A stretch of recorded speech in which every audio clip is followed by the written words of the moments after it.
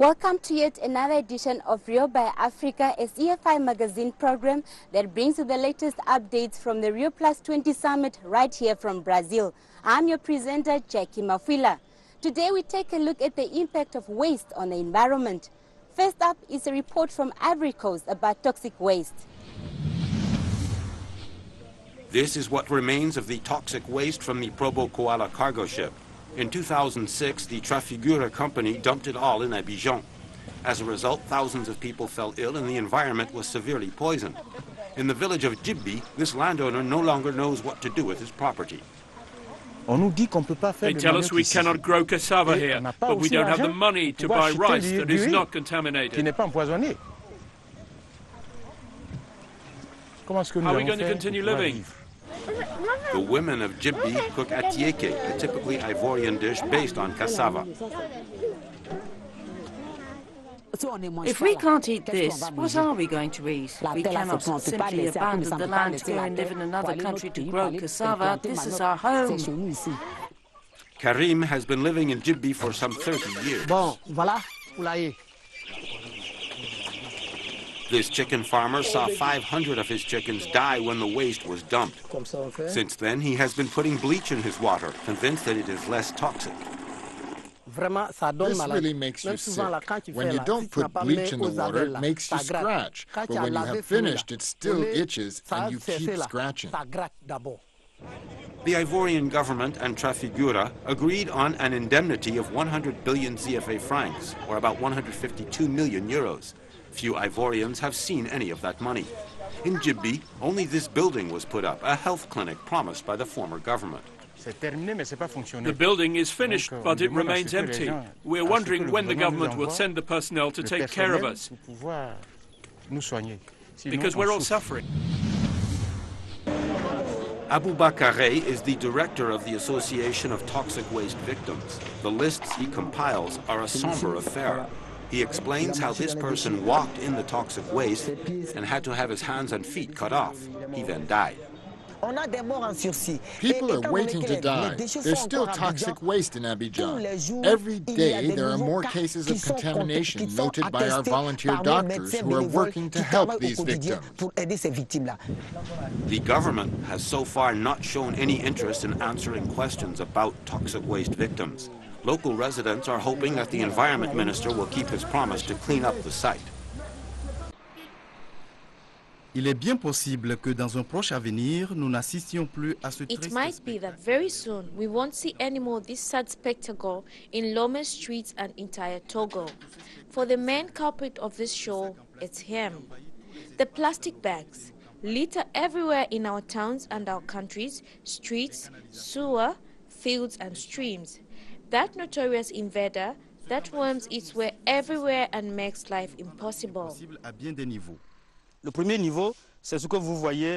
On a first level, this is what you can see here. These bags are everywhere and are very dangerous to soil we cultivate and for construction sites where we water becomes stagnant.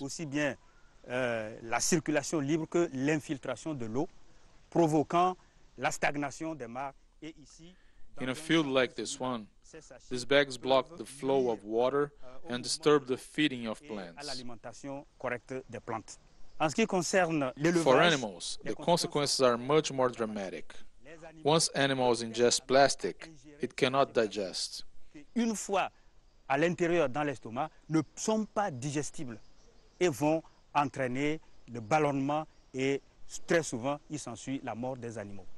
A third level of pollution occurs when you try to eliminate these bags by burning them. They release toxic gas and may cause breathing and heart disease. Ils sont néfastes pour l'appareil respiratoire humain, qui peuvent provoquer aussi bien des maladies respiratoires que des maladies cardiovasculaires.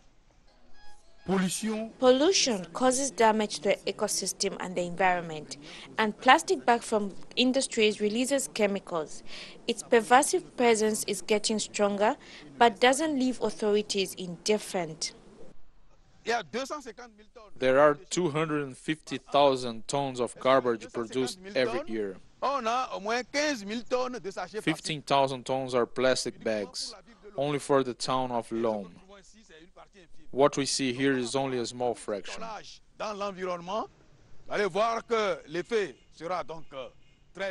The impact of the whole quantity upon the environment will be extremely disastrous for the population. That's why the Togolese government banned all imports of these plastic bags. Signed on January 2011, this decree is clear and strict. It prohibits production, import, distribution, and selling of chemicals-produced wrappings and plastic bags in Togo. And to replace the guilty plastic bag, Togo will impose a cousin bag, a 100% organic bag with very obvious quantities. Le sachet biodégradable, dont la durée de vie... This biodegradable bag will disappear after 2 years in nature. Once rejected, it's going to pollute during a maximum of 3 years. Il va polluer pendant un certain temps, mais n'excédera pas 2 ans. Celui-ci, this one is the plastic bag that we know. It is chemical and will last over 400 years. Jusqu'à 400 ans dans la nature. If this very natural bag is adopted, implementing of the decree is still posing economical problems. It hasn't been yet produced on the Togolese territory, hence we'll have to import, but it will be a bit more expensive. It's a good thing to forbid the production of these bags. But with the higher cost of the new green bag, we would like the government to help us financially. 400 years of pollution instead of 2 only. The recyclable bag is indeed a green champion, but the not perfect solution so far. Meanwhile, our public enemy number 1 is still active. For how long will we have to wait for the decree to be reinforced? Environment is also everyone's business. Waste is a daily problem in most of the countries in the world. Even one of the biggest cities in the world like Rio is not exempted from it. But what is the role of African in addressing this phenomenon? Next up, we have an interview by civil society activists from Burkina Faso about its awareness campaigns on the negative impact of waste on the environment through public lectures. Idrissa Zeba est le responsable de Naturama, une organisation non gouvernementale ouest-africaine créée en 1990 au Burkina Faso. L'ONG travaille sur un programme d'éveil à l'environnement dans les écoles.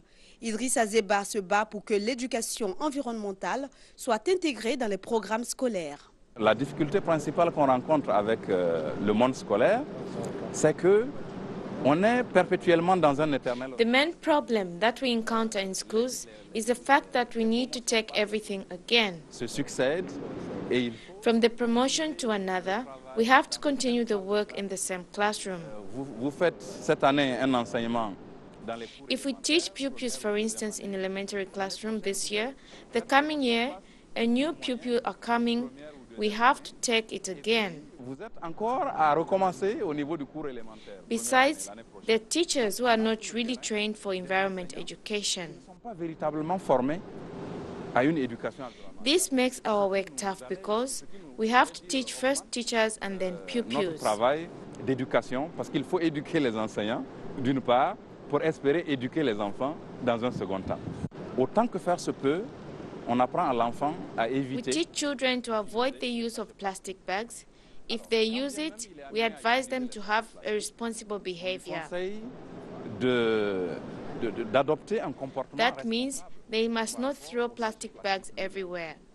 They must put them away in a special garbage bin. Dans les poubelles appropriées, prêtes à accueillir. We teach children that these plastic bags can be transformed for useful things. Récupérés et peuvent être retravaillés pour, en tout cas, produire des objets utilitaires.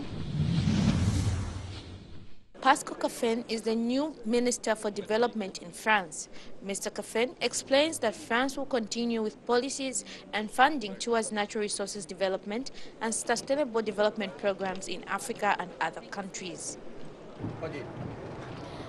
Good afternoon and welcome to the interview, Mr. Pascal.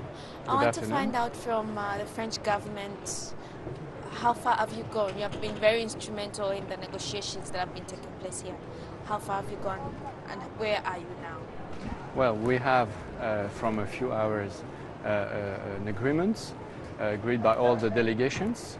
So there is a formal text which will be presented tomorrow to the head of states and governments, and we will see what's happened. But the most likely outcome of this summit is that the head of state tomorrow will endorse the text we agreed today. Okay, and what kind of financing mode do you have, especially for development projects that you are involved in as Well, France? you know, the total budget of the development policies of France is between 9 and 10 billion euros a year. And we have also a lever with the European Union, with the World Bank, and with other institutional tools. So it's a clear commitment from France to support all kinds of projects. And as I said before, my political priority is to focus on sustainable development projects with as much as possible connections with people on the ground, on communities, on NGOs in the South and Africa, to make sure that it's really the projects and the money we invest is really helpful for the people.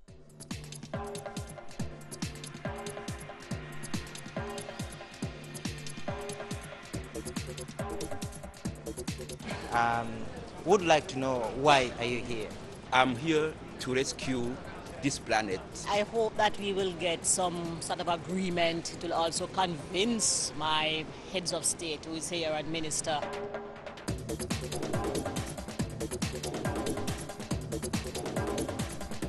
As we develop, we will have an understanding that we need not deplete all the natural resources that God gave us. We came to finish up the negotiations and see what the outcome would be.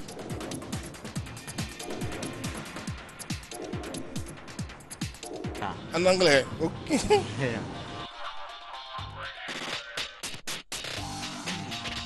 A lot of people need water.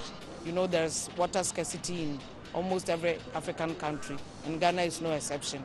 It's not as if we don't have the resources. We have a lot of raw water or freshwater resources, but it is the management and the way we use them. Well, I expect that good decisions will be taken, that like the ones that have been taken in the past. Well, help the world become a better world. Thank you so much. What's your name? Ben Buena. From? Malawi. Thank you. Thank you.